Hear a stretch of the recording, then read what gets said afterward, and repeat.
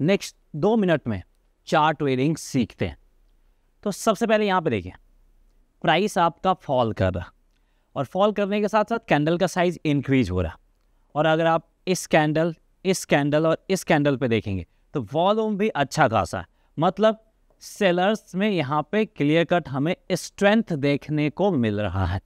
लेकिन जैसे ही हम इस कैंडल पे आते हैं, वॉल्यूम तो है, वॉल्यूम की तरफ सपोर्ट मिल रहा है, लेकिन बॉडी साइज यहाँ पे छोटा हो गया। अब यहाँ पे इसके प्राइस एक्शन को समझिए, सेलर्स ने प्राइस को ड्रैग करके इस पॉइंट तक लाया, ठीक है। उसके बाद यहाँ पे किसका एंट्री हुआ, यहाँ पे एंट्री हो गया बायर्स का, और बायर्स ने इसी प्राइस को ड्रैग करके ऊपर ले गया और इस पॉइंट पे ले जाके क्लोजिंग दिलवाया।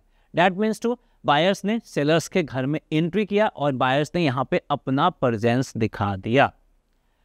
इसके बाद हमें क्या पता चला, इसके बाद हमें ये पता चला कि बायर्स का मार्केट में एंट्री हो चुका है और सेलर्स यहाँ पे कमजोर हो गए हैं। ये एक पीस ऑफ इंफॉर्मेशन हमें मिला। इसके बेसिस पे कोई ट्रेड सेटअप नहीं बनेगा, लेकिन पीस ऑफ इंफॉर्मेशन मिला। इसके बाद आगे जैसे हम बढ़ते हैं, वॉल्यूम आपका ड्रास्टिकली डिक्रीज हुआ है और रेड कैंडल का साइज भी छोटा हो गया, मतलब जो सेलर्स में कमजोरी था वो कमजोरी आगे हमें वॉल्यूम के जरिए भी कंफर्मेशन मिलता हुआ दिखा। अब हमें क्या चाहिए, बायर्स का एंट्री और बायर्स में स्ट्रेंथ। और उसी टाइम पे यहाँ पे क्या हुआ, एक स्ट्रक्चर का फॉर्मेशन हो गया। देख सकते हैं एक क्लियर कट स्ट्रक्चर का फॉर्मेशन करा है। अब यहाँ पे बायर्स का एंट्री हुआ वॉल्यूम के साथ और स्ट्रक्चर को भी ब्रेक करा, यानी यहाँ पे ब्रेक ऑफ स्ट्रक्चर भी हमें देखने को मिला, यानी बीओएस भी यहाँ पे देखने को मिला है।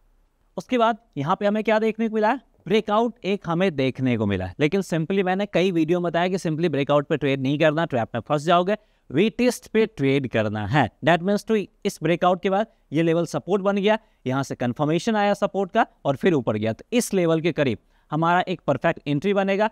इसके आसपास स्टॉप लॉस, और जितना स्टॉप लॉस है उसका 2 गुना यहाँ पे आप टारगेट सेट कर सकते हैं। तो यहाँ पे हमने क्या क्या कंसीडर किया, सबसे पहला पॉइंट सेलर्स में स्ट्रेंथ आइडेंटिफाई किया, दूसरा पॉइंट सेलर्स के कमजोरी को आइडेंटिफाई किया, तीसरा पॉइंट ब्रेक ऑफ एक स्ट्रक्चर को आइडेंटिफाई करा, उसके बाद बायर्स में स्ट्रेंथ आइडेंटिफाई करा, ब्रेक ऑफ स्ट्रक्चर हुआ, और छठा पॉइंट है कि रीटेस्ट पे हमने ट्रेड करा। तो इसी तरीके से इन सारे पॉइंट को कंसीडर करते हुए चार्ट रीड करना है और उसके बाद जो आपका कंक्लूजन निकलेगा उसमें एक्यूरेसी, कॉन्फिडेंस सब कुछ नजर आएगा।